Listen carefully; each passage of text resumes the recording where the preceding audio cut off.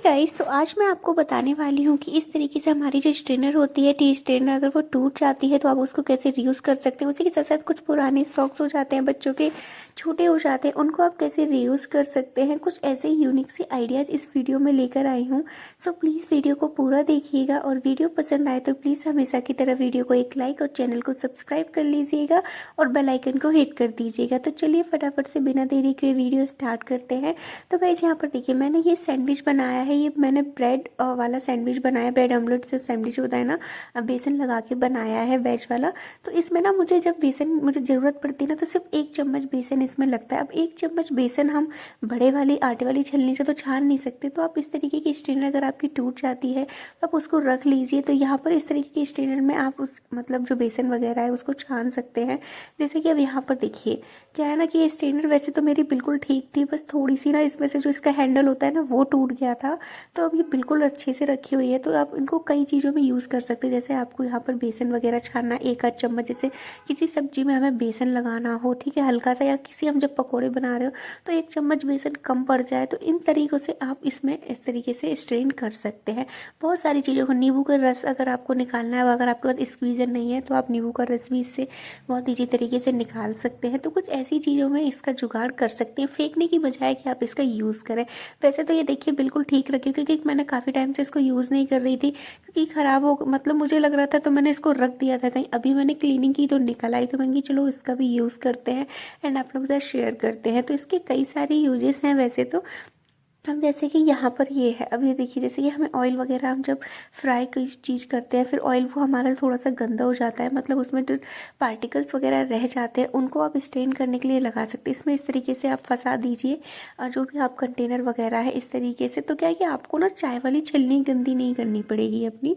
वैसे तो आप अपनी चाय वाली छलनी का भी यूज़ कर सकते हैं, बट वो गंदी नहीं करनी पड़ेगी, आप इसको फिक्स कर सकते हैं। अगर आप और किन तरीक़ों में, आप ना इसे सिंक में इस तरीके से रख सकते हैं, जिससे कि कोई भी कूड़ा कचरा जो है सिंक में ना फंसे। जो भी हम बर्तन वगैरह धोते हैं, सेकंड वगैरह रह जाती है, वो आपकी जाकर ब्लॉक ना करे अगर नीचे पाइप में जाके। तो इस तरीके से आप वहाँ यूज़ कर सकते हैं। इसके अलावा आप एक और ऑर्गेनाइज़र इससे बना सकते हैं। जैसे कि मैंने यहाँ पर एक प्लेटर लिया हुआ है, ये बॉक्स का है, प्लास्टिक फूड बॉक्स होते हैं ना, उसका कैप है, तो उसकी लिड को ही मैं यूज़ कर रही हूँ। और यहाँ पर इस तरीके से रख के आपको इसमें होल करना, इतना बड़ा होल करना है, ये जो ऊपर स्ट्रेनर है ना बस उतना, नीचे के पार्ट से होल नहीं करना है। तो यहाँ पर इस तरीके से मैंने गर्म करके पेचकस को और एक होल किया था। आप चाहें तो इसको कट भी कर सकते हैं, ठीक है। तो यहाँ पर इस तरीके से मैंने यहाँ पर होल किया। तो पहले मैंने होल किया इसमें, तो जो होल किया था ना वो थोड़ा सा छोटा हो गया था, जो कि हुआ नहीं। फिर मैंने उसको यहाँ पर अभी आपको दिखाती हूँ। देखिए ये वाला होल है ना, जब मैंने इसको किया तो ये ना मुझे थोड़ा सा छोटा लग रहा था। फिर मैंने स्ट्रेनर को डालकर देखा तो ये थोड़ा छोटा था, फिक्स नहीं आ रहा था। तो फिर मैंने इसको थोड़ा सा और बड़ा कर दिया कुछ इस तरीके से। अब ये देखिए स्ट्रेनर इसी तरीके से यहाँ पर फंस रही है। तो अब आप इसको अपनी सिंक में ऑर्गेनाइज कर सकते हैं एंड ये आपकी बहुत ज़्यादा हेल्प करेगी। तो यहाँ पर देखिए मेरी सिंक में ये जो कॉर्नर है, यहाँ पर मैं नीचे इसके सेट कर दूँगी। यहाँ पर ऊपर यहाँ मेरा सामान वगैरह रखा रहता है क्लीनिंग का, एंड यहाँ पर मैं इसको इस तरीके से सेट कर दूँगी। तो इससे ना बर्तन धोने में बहुत ज़्यादा आसानी होगी, क्योंकि बर्तनों में क्या होता है, सबसे ज़्यादा सकन वगैरह रहती है, बच्चे थोड़ा बहुत छोड़ के चले जाते हैं खाना वगैरह, तो उसको हम ऐसे ही सिंक में धो देते हैं, तो वो जाके नीचे पाइप में फंस जाता है एंड ब्लॉकेज की प्रॉब्लम हो जाती है। तो उसकी वजह आप इस तरीके की स्ट्रेनर को यूज़ कर सकते हैं, ठीक है, यहाँ पर इस तरीके से।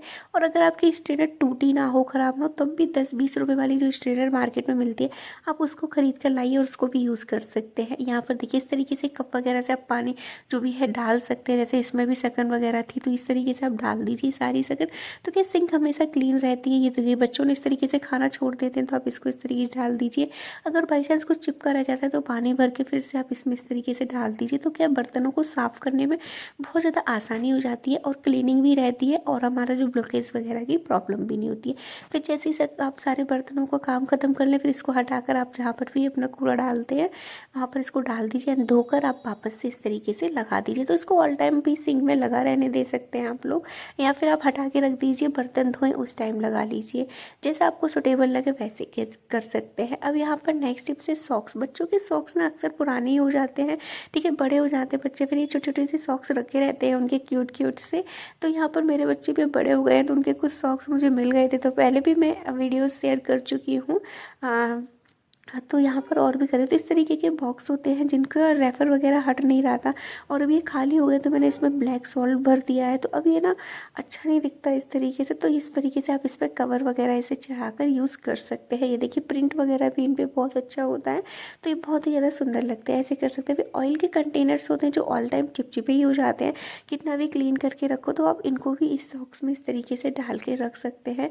तो क्या है कि ये चिपचिपे से नहीं होंगे और इसको धोना रखना भी काफ़ी ज़्यादा ईजी हो जाएगा। तो आप इस तरीके से इन पे चढ़ा दीजिए। कई बार क्या होता है कि हमारे कुछ डिब्बे वगैरह होते हैं, उनकी जो लिड होती है ऊपर की ढीली होती है, चूड़ी वगैरह जो होती है वो ख़राब हो जाती है, तो उन पे भी आप ये हैक्स ट्राई कर सकते हैं।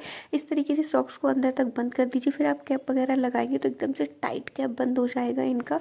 बाई चांस अगर ये गिर भी जाए तो भी ये खुलेंगे नहीं। इस तरीके से आप कोई भी ढीला कैप हो जाता है किसी भी कंटेनर का तो उस तरीके से टाइट भी कर सकते हैं। ये देखिए कितना ज़्यादा टाइट होकर लग गया है, बहुत थोड़ी सी स्ट्रेंथ लगाने पर ही ये खुला। तो आप इस तरीके से भी यूज़ कर सकते हैं। और इसी के साथ साथ मैं आपके साथ शेयर करूँगी जैसे कि हमारे कुछ बॉक्स वगैरह होते हैं, जैसे कि यहाँ पर मैंने ये वाला कंटेनर लिया हुआ है। इसका ना जैसे कि बाई चांस समझो कि इसका कैप है वो खो गया है, ठीक है, अब इसमें सामान भरा है तो फैल जाएगा, तो आप इस तरीके से उल्टा करके सॉक्स को इस पर पहना सकते हैं, ठीक है। हाँ, मेक श्योर कि आपका सॉक्स नीट एंड क्लीन होना चाहिए। जो भी सॉक्स वगैरह यूज़ करें इन्हें एक बार गर्म पानी से धो जरूर लीजिएगा। तो यहाँ पर इस तरीके से आप इनको वेयर कर दीजिए, तो क्या है पूरे कंटेनर का लुक ही चेंज हो जाता है। और ये देखिए उल्टा भी करेंगे तब भी ये उसका कोई भी सामान वगैरह नहीं फैलेगा। तो आप इस तरीके से भी इनका यूज़ कर सकते हैं, उल्टा करके कैप बना सकते हैं। बट मेरा कैप खोया नहीं था, मैं सिर्फ एक आइडिया दे रही थी आपको कि अगर कैप खो जाए तो आप इस तरीके से बना सकते हैं। नेक्स्ट टिप से ये स्पैचुला है, ये सिलिकॉन की स्पैचुला है जो कि बहुत ज़्यादा फ्लेक्सिबल होते हैं। तो यहाँ पर ये अब मैंने नया ख़रीद लिया है तो ये मेरे पास रखा हुआ था, तो मैंने कि चलो इसका क्या करते हैं, तो इससे आप क्लीनिंग में यूज़ कर सकते हैं। फेंकने की बजाय आप इससे बहुत अच्छे से क्लीनिंग डस्टिंग वगैरह कर सकते हैं।